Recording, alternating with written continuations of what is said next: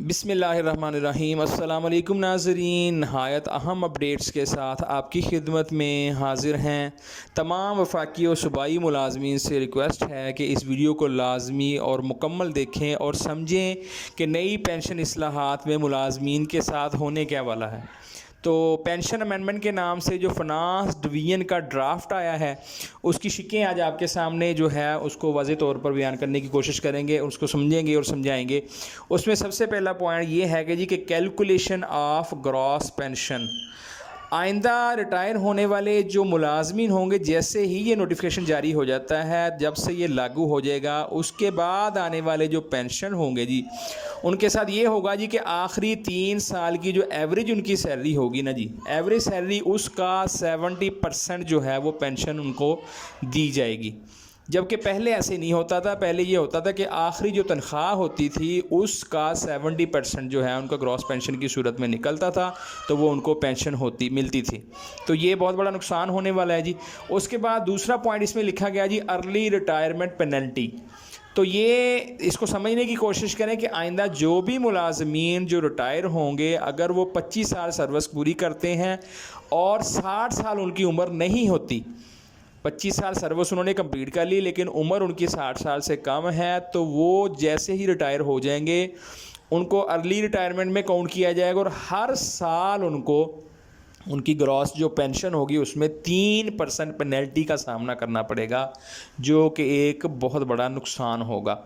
उसके बाद इसमें तीसरा पॉइंट ये लिखा गया है जी कि फ्यूचर इंक्रीज पेंशन जो है, रिटायरमेंट पर कैलकुलेट होने वाली पेंशन जैसे ही वो कैलकुलेट हो जाएगी और मुलाजमी रिटायर्ड हो जाएंगे, फिर उसी पेंशन को हिसाब में रखते हुए हर साल उसी पेंशन पर मुलाजमीन की पेंशन बढ़ा करेगी। इस पॉइंट को भी समझने की कोशिश करें कि जो पेंशन जब आप रिटायर हुए थे उसी पेंशन की वो बेस बनाकर हर साल उसी पर आपकी पेंशन को बढ़ाया जाएगा, ना कि इंक्रीज़ होने वाली पेंशन को साथ जमा करके उसको बनाया जाएगा। और उसके बाद चौथा पॉइंट जो इसमें लिखा हुआ जी वो है फैमिली पेंशन। ये बहुत मुलाजमीन पूछ रहे हैं कि उनकी फैमिली पेंशन के बारे में क्या फ़ैसला हुआ है या क्या अमेंडमेंट हैं। तो फैमिली पेंशन के बारे में ये है जी कि बंदे की वफ़ात के बाद, मुलाजिम की जब वफ़ात हो जाती है उसके बाद उसकी बेवा जो है उसको वो कन्वर्ट हो जाती है पेंशन। तो जब उसकी बेवा भी वफ़ात पा जाएगी तो उसके बच्चे बच्चियाँ जो हैं जिनको वो पेंशन मिलती है उसको फैमिली पेंशन कहते हैं, तो वो सिर्फ़ और सिर्फ 10 साल तक महदूद कर दी गई है जी। ठीक है जी। और ये मामला पुराने पेंशन पर नहीं होगा, जो नए पेंशन आइंदा से आएंगे ना जी उनके ऊपर ये लागू होगा। और क्योंकि इसमें लफ्ज़ लिखा गया विद इमीडिएट इफ़ेक्ट, तो जैसे ही जो है वो लागू होगा उसके बाद जैसे जैसे केस आते जाएंगे उनमें ये मामला डिस्कस होगा भी और उसके साथ साथ उन पर ये असर भी होगा।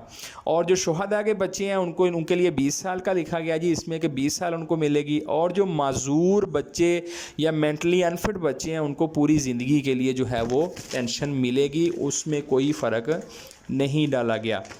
तो उसके बाद अगला पॉइंट जो लिखा गया है जी वो है 5वां पॉइंट, कम्यूटेशन जो है जी। ग्रॉस पेंशन का कम्यूटेशन 35% होता था, जैसे कि बहुत से मुलाजमीन समझते हैं कि जब ग्रॉस पेंशन मिलती थी उसका 35% जो है कम्यूटेशन बना के उसके साथ उसकी पेंशन की जाती थी मुलाजमीन की, तो उसको कम करके 25%, 10% का कट लग गया जी। यहाँ पे 10% का ये नुकसान मुलाजमीन को जो है वो भरना पड़ेगा।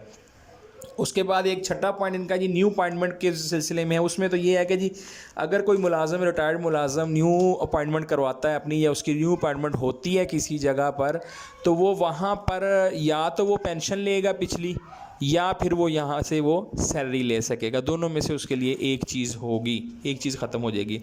उसके बाद 7वां पॉइंट जो है जी वो ये है कि एनुअल इंक्रीज़ इन पेंशन जो है ये बहुत ही अलार्मिंग सिचुएशन है, ये बहुत अलार्मिंग पॉइंट है।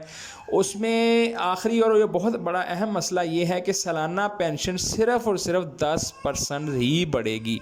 जो ड्राफ्ट के मुताबिक लिखा गया है उसमें यह है कि जी सालाना पेंशन जो है वो 10% से ज़्यादा नहीं बढ़ सकेगी। ये वो मसाइल हैं जो मुलाजमीन समझ नहीं सके, ना इसको जो है वो अलार्मिंग सिचुएशन किसी ने समझा है।